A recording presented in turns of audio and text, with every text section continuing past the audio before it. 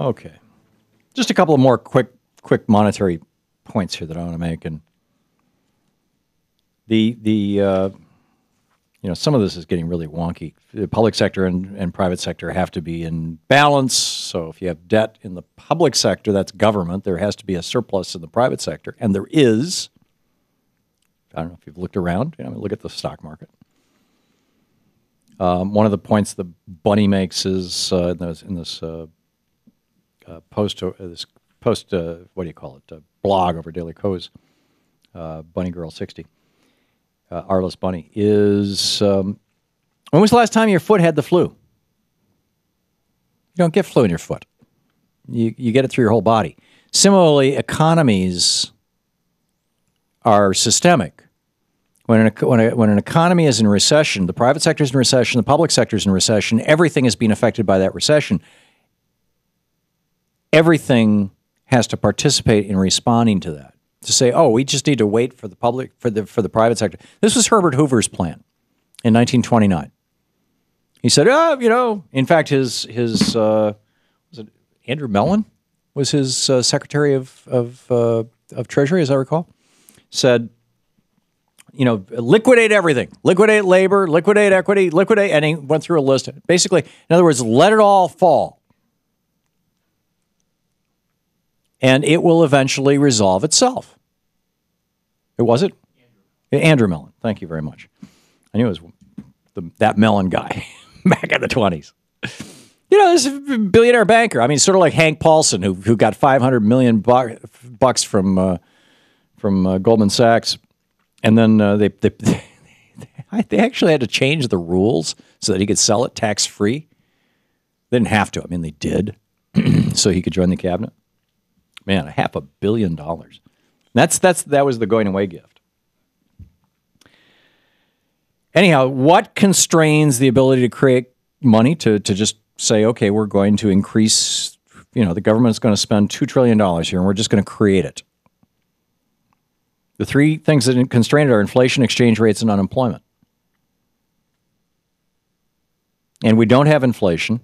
Our exchange rates are healthy. In fact, you could argue that if our exchange rates were to decline, in other words, if the dollar was to become worth less money relative to other currencies, that would actually help our trade deficit. In fact, it would help it rather dramatically. It would make imported things more expensive. It would make exported things less expensive. Boom. Good thing. And for the guy who called earlier and said, "Oh, you're talking about inflation here." No, we're because he was talking about the prices of commodities in the United States, and I'm saying that's not inflation. That's the increase in prices of commodities.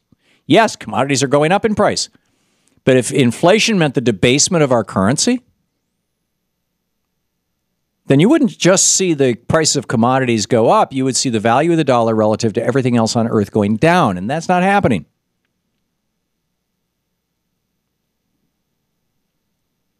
Although, we could make that happen. But the three things that restrain it are inflation, exchange rates, and unemployment. In other words, we need to be spending government money to put people to work as the employer of last resort until we reach full employment. At that point, we stop. Because if you spend beyond that point, then you will have inflation. There's a natural barrier. This is balance sheet math. This is double entry bookkeeping.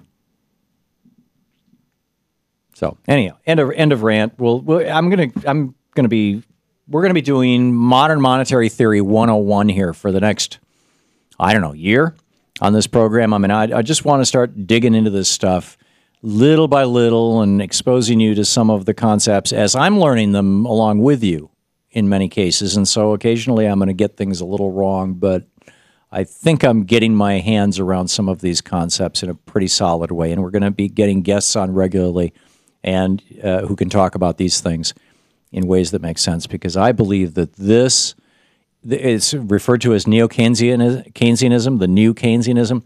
This is because, Keynes's theories worked great, but they worked great in a world where we were the sovereign issuer of our currency, but because of Bretton Woods, actually Bretton Woods came after, Keynes was doing his thing, but But Bretton Woods is where 44 nations, I think, got together, and 43 of them agreed to peg their value, their currency, to the value of the dollar, and then we agreed that we would peg the value of the dollar to the value of gold. Okay, that was Bretton Woods. It's after World War II, and prior to that, we were, to a certain extent, we were pegging the value of our dollar to the value of gold, and thus all the gold in Fort Knox and all that quack, quack, quack. Nixon took us off that in 71. It's a new world, so we need a new form of Keynesianism, a new economics, and this is it, modern monetary theory, in my mind. Not speaking for it, speaking of it. I am not an economist. I'm a talk show host and a writer and whatever, but